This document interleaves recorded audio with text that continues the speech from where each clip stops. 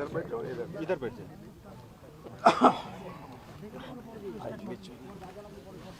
विधायक जी कैसे मैं एकदम ठीक हूँ। ये सबसे पहले ने बंगाल के विकास की जो योजना हमने बनाई थी उसमें आज 3 जगह पर भूमि पूजन और लोकार्पण पे कार्यक्रम है। मुझे बहुत खुशी है कि अभी तक एक 60,000 करोड़ के काम लगभग हमने पूरे किए हैं 2014 से, और करीब 80,000 करोड़ रुपए के काम प्रोसेस में शुरू कर दिए और मंजूर कर दिए हैं। इसके अलावा 1 लाख करोड़ के हम लोग ग्रीन एक्सप्रेस हाईवे बना रहे हैं, और जो विशेष रूप से मैं आपसे अनुरोध करूंगा कि उसको आप देखिए। एक जो है जो ये 1 लाख करोड़ के 4 ग्रीनफील्ड एक्सप्रेस हाईवे, इसको सबसे महत्वपूर्ण है जो बंगाल की टोटल इंडस्ट्रियल डेवलपमेंट के लिए और रोजगार निर्माण करने के लिए और बंगाल को आगे ले जाने के लिए बहुत उपयोगी होंगे। उसमें पहला जो खड़गपुर बर्दवान मोरग्राम ग्रीनफील्ड एक्सप्रेसवे है, इसकी 12,000 करोड़ की लागत है। 230 किलोमीटर है और ये 4 लेन है और इसके 5 पैकेज हैं। इसका हमने अध्ययन कर लिया है, काम जल्दी शुरू करने की कोशिश कर रहे हैं। लैंड एक्विजिशन के कार्य का शुभारंभ किया है। पैकेज 1 खड़गपुर से चंद्रकोना घाटल रोड क्रॉसिंग तक 41 kilometre. Package 2 Chandrakona Ghatal road crossing से बोवाई चंदी तक 50 किलोमीटर। पैकेज 3 बोवाई चंदी से कटवा रोड तक 43 किलोमीटर। और पैकेज 4 कटवा रोड से मयूराक्षी ब्रिज तक 47 किलोमीटर। और पैकेज 5 मयूराक्षी ब्रिज से मोरेग्राम क्रॉसिंग तक 51 किलोमीटर। अब इसका सबसे इम्पोर्टेंट है कि इसके टेंडर हम दिसंबर 2022 में हो जाएगा, और दिसंबर यानी 22 एंड तक ही हमारे काम का अवार्ड करने की कोशिश थी, पर मार्च 2023 के पहले सब काम अवार्ड हो जाएंगे। और ये सबसे इम्पोर्टेंट इसलिए है कि चेन्नई यानी तमिलनाडु और उड़ीसा में आने जाने वाले वाहनों को कोलकाता में घूम कर आना पड़ता है। उसमें कोलकाता में ट्रैफिक जाम होता है।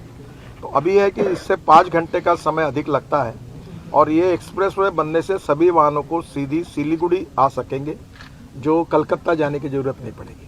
तो हम कलकत्ता के भी ट्रैफिक जाम को हम लोग कम करने के लिए ये बहुत उपयोगी होगा। दूसरा जो है वो गोरखपुर सिलीगुड़ी ग्रीनफील्ड एक्सप्रेसवे है। ये करीब 30,000 करोड़ की लागत से 519 किलोमीटर लंबा ये 6 लेन ग्रीनफील्ड एक्सप्रेसवे है।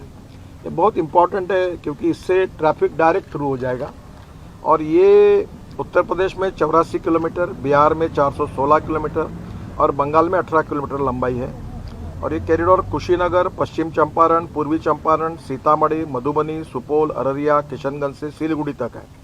ये क्या है कि जो ट्रैफिक डायरेक्ट हमारा उत्तर प्रदेश और दिल्ली की ओर जा रहा है, पंजाब हरियाणा की तरफ, तो ये एकदम थ्रू हो जाने से इंडस्ट्रियल मूवमेंट एकदम बढ़ जाएगी और समय बच जाएगा।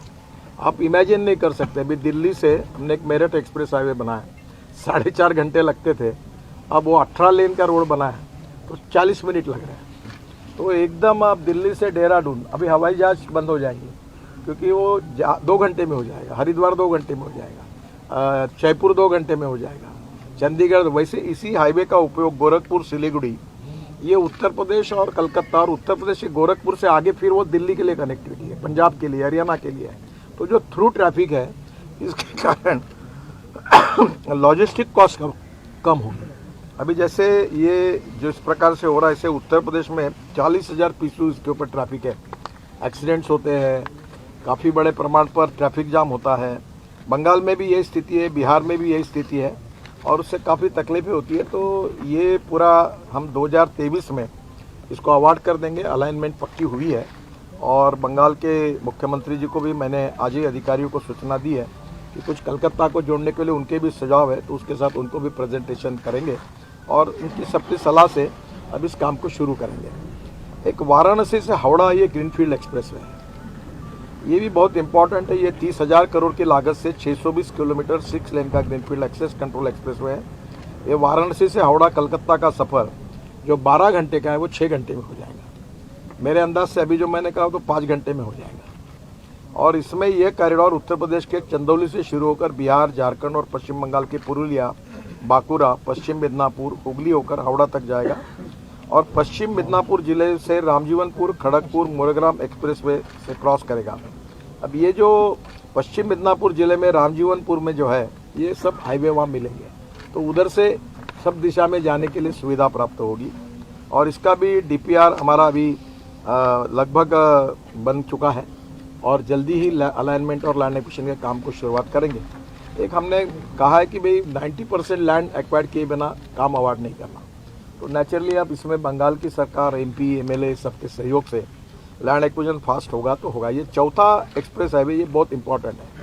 ये भी कलकत्ता का, हल्दिया का कंजेशन कम करेगा।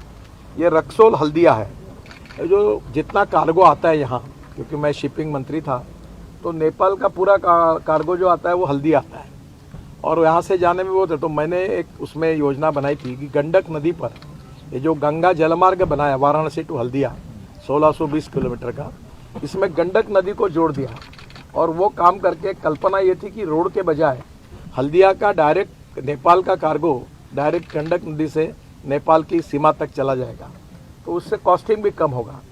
अगर ट्रक से जाते हैं तो 10 रुपये अगर आता है खर्चा, और रोड से जाते हैं तो रेलवे से 6 रुपये, और पानी से जाते तो 1 रुपये आता है। तो हमारी लॉजिस्टिक कॉस्ट कम होगी तो निश्चित रूप से एक्टिविटी और बढ़ेगी, एक्सपोर्ट इंपोर्ट बढ़ेगा। तो ये रक्सौल हल्दिया, हम एक रोड का भी हमने उस समय योजना की थी।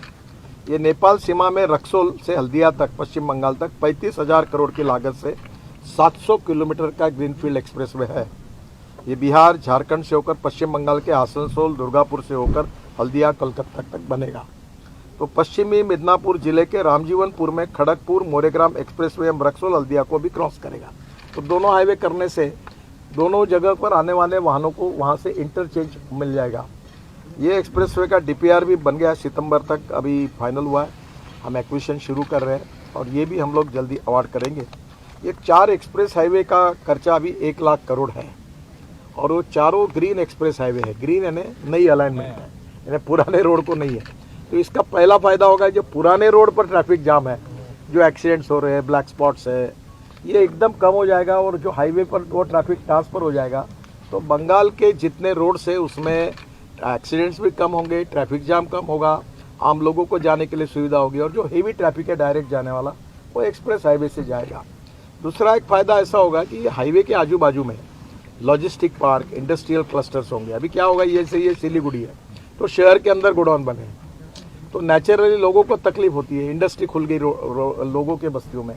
तो ये रोड नए बन रहे हैं। इसके बाजू में मैं बंगाल की सरकार से अनुरोध कर रहा हूँ कि इस बहाने वहाँ logistic park, industrial clusters, educational campus, smart city, smart villages अगर वो बिठाएंगे और रोड हम बनाने के पहले ही, और राज्य सरकार अगर इन सब बातों का प्लानिंग करेगा, तो अभी क्या है, रोड बनाने के पहले अगर कीमत 10 रुपये है तो रोड बनने के बाद 50 रुपये हो जाती है।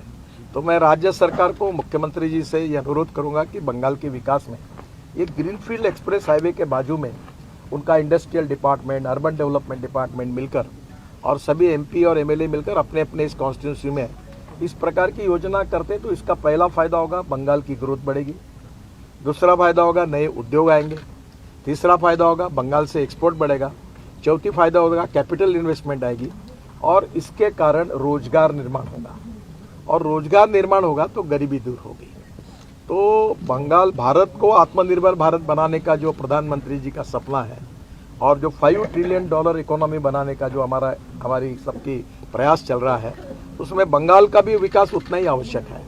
तो हम पूरी तरह से, निश्चित रूप से इस सब विकासों में हम पूरी तरह कंट्रीब्यूट करेंगे, सहयोग करेंगे, इसी मुझे पूरा विश्वास है। और ये 4 हाईवे के साथ आज मैंने तीनों जगह पर काफ़ी वहाँ के जो अटके हुए काम थे अनेक सालों से घोषित किया, वो उतने करोड़ों के हैं कि हर एमपी हिसाब लगा ले तो मुझे नहीं लगता कि आज तक के इतिहास में अब आपके मेरे यहाँ 50,000 करोड़ 50,000 करोड़ के काम इनको मिले। और सबसे बड़ा है सिलीगुड़ी की जनता के लिए 80 आज रिंग किलोमीटर रोड मैंने मंजूर कर दिया इनका, वो 3,000 करोड़ का है। अच्छा, तो मुझे लगता है कि निश्चित रूप से लोगों की अपेक्षा भी है, केवल हमें land acquisition, utility shifting, forest environment clearance में हमें उतना ही सहयोग राज्य सरकार से भी मिलेगा और एमपी और एमएलए का भी मिलेगा, तो हम जल्दी काम कर सकें। हमारे पास पैसे का प्रॉब्लम नहीं है, हम काम कर सकते हैं। अभी हम कैपिटल मार्केट में गए थे तो हमारे NHAI का हम अनकन्वर्टेबल डिबेंचर्स इनविट में, तो 10 दिन की मुदत थी, तो पहले दिन 7 घंटे में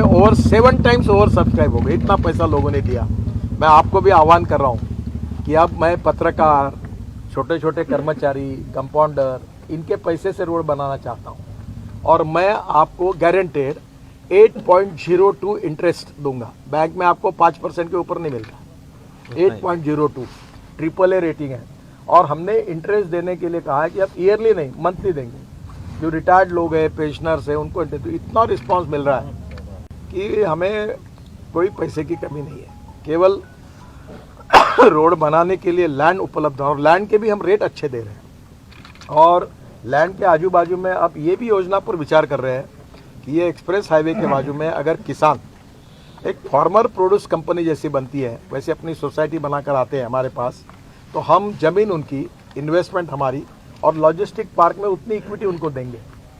तो किसानों को, जो भूमि मालक है, वहाँ के भूमि पुत्र है, उनको रोजगार भी मिले और वो मालक भी बने। हाँ, तो ये भी योजना हम लोग तैयार कर रहे हैं कि जिसके कारण कोई भी इंडस्ट्रियल क्लस्टर्स में जिसकी ज़मीन है वो उसका शेयर होल्डिंग भी उसको मिलेगा। तो ये भी योजना तैयार कर रहे हैं। तो निश्चित रूप से बंगाल की सरकार को भी हम लोग सहयोग करेंगे। सर, मेरा दो क्वेश्चन है। पहला, एक एक करके। राज्य जो बोल रहा है कि सेंट्रल के पास के उसको कुछ मिलना है, जो मांग है, तो वो रुपया उसको नहीं मिल रहा है। आज ही मैंने 1600 करोड़ की घोषणा कर दी, 1000 करोड़ का CRF में पैसे की मंजूरी की। ठीक है, मैं आपको बाकी राजनीतिक बातें मुझे पूछिए मत, मैं जवाब नहीं दूंगा। पर मैं इतनी बात कह रहा हूँ कि सबका साथ, सबका विकास और सबका प्रयास।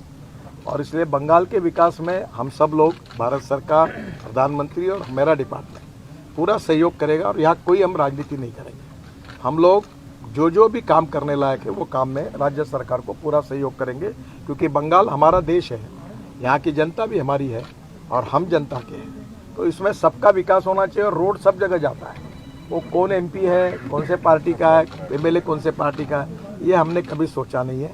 हम जो आवश्यक है वो काम सब जगह करेंगे और इसमें कोई पार्टीबाजी नहीं होगी। ये विकास के आधार पर ये काम होंगे, यही मैं आपको विश्वास देता हूं। लेकिन सर, बंगाल में जो लैंड एक्विजिशन का गवर्नमेंट का पॉलिसी है कि गवर्नमेंट जोर से किसी भी लैंड को नहीं लेगा अगर लोग खुशी से लैंड देना नहीं चाहे तो, जिसके वजह से काफी सारे प्राइवेट इंडस्ट्रियलिस्ट भी वेस्ट बंगाल में आना नहीं चाहता है। देखिए, हमारे रोड की जो पॉलिसी है उसमें स्टेट गवर्नमेंट के लैंड एक्विजिशन के जो लॉ और नियम बने हुए हैं उसी के अनुसार लैंड एक्वायर्ड होती है।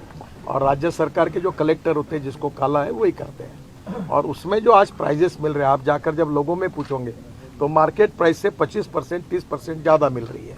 और मैंने आगे की बात जो कही है कि अगर इंडस्ट्रियल पार्क या लॉजिस्टिक पार्क, इंडस्ट्रियल क्लस्टर्स के लिए अगर फार्मर्स आएंगे, 25 लोग मिलकर, मेरी हमारी 600 एकड़ जगह है, तो हम अगर वहाँ 1000 करोड़ की इन्वेस्टमेंट आएगी तो उसमें इक्विटी पार्टनर में उनको लेंगे, ताकि उनको उसका फायदा मिलते जाएगा। जो बोला। हाँ, और दूसरी बात जो मैं कह रहा हूँ, ये आप भी जानते हैं कि अभी ये रिंग रोड बन रहा हूँ मैं सिलीगुड़ी का। अब आज उसकी कॉस्ट जो है वो समझो 1 रुपया है, रोड बनने के बाद 5 रुपये होगी। तो मैं आज ही कह रहा हूँ कि वहाँ के लोग, आजू बाजू के, जो हमारे राजू जी उसमें इनिशिएटिव ले, उनके सहयोग से प्रपोजल लेके आए 600 एकड़ में इंडस्ट्रियल क्लस्टर्स का, कहीं लॉजिस्टिक पार्क का, तो उन्हीं को मैं इक्विटी में शेयर देके उन्हीं को प्रोजेक्ट बना दूंगा, तो वो मालक बन जाएंगे और उनको फायदा मिलेगा। तो हम यही चाहते हैं कि जो भूमि पुत्र है, जो भूमि मालक है, उन्हीं को फायदा करके डेवलपमेंट करें। और यही भाव हमारे मन में है। और अगर जमीन लेनी पड़ेगी तो मार्केट से ज़्यादा प्राइस देकर राज्य सरकार जैसे तय करता है वैसे ही हम देंगे। सर, 2024 में तो इलेक्शन होगा, उसमें क्या बीजेपी को फायदा होगा? काफी सारी इन्वेस्टमेंट वेस्ट बंगाल में। मैं फायदे और नुकसान की बात करने के लिए आया नहीं हूँ और मैं राजनीति में कोई फायदे नुकसान की बात नहीं करता। मैं ये सोचता हूँ कि whatever possible for me to do for the people of this country, और politics is the instrument of socio economic reform. फायदा नुकसान वोट देना ये बात कभी नहीं करता। जिसको देना है वो देगा, नहीं देना वो नहीं देगा। चुनाव 1 महीना चलता है, बाद में विकास का काम है। भारत सबका है, हमको सबके लिए काम करना है। और प्रधानमंत्री ने कहा सबका साथ, सबका विकास और सबका प्रयास, तो हम इसी प्रिंसिपल पे अपना काम कर रहे हैं। एक बार एक थोड़ा सा सिलीगुड़ी ये कोरोनेशन ब्रिज का जो निर्माण था, इसमें शिव मंदिर से कोरोनेशन ब्रिज तक 1800 करोड़ की लागत से नया चीज हम 14 किलोमीटर 4 लेन मार्ग का नया ब्रिज बना रहे हैं। और इसका DPR अभी लगभग फाइनल हो जाएगा, तुरंत टेंडर निकालेंगे। 1800 करोड़, ये जो आपका बहुत इंपॉर्टेंट है, जिसके लिए राजू जी ने बहुत हमें पीछे पड़े थे, हमने उसको मंजूरी दी। सेवक आर्मी कैंटोनमेंट से कोरोनेशन ब्रिज तक। और जो हुआ वही तो। हाँ, अभी अंदर ये नया कर रहे हैं, ये नया ब्रिज बना रहे हैं। और दूसरा, तीस्ता नदी पर भी नए ब्रिज के निर्माण के लिए कोरोनेशन ब्रिज के बगल में तीस्ता नदी पर 1100 करोड़ की लागत से 6.4 किलोमीटर 4 लेन नए ब्रिज का निर्माण कर रहे हैं, जिसका भी DPR शुरू है वो जल्दी हम रिसीव करेंगे। तो ये दोनों ब्रिज मिलाकर इनकी कीमत ही करीब 3,000 करोड़ रुपए है।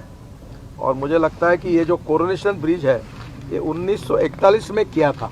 अब उसकी हालत तो आपको भी मालूम है, उसकी भी मरम्मत करने वाले हैं, यानी उसकी मरम्मत करेंगे, पर वो बहुत पुराना हो गया, हेरिटेज बन जाएगा। हेरिटेज बन जाएगा।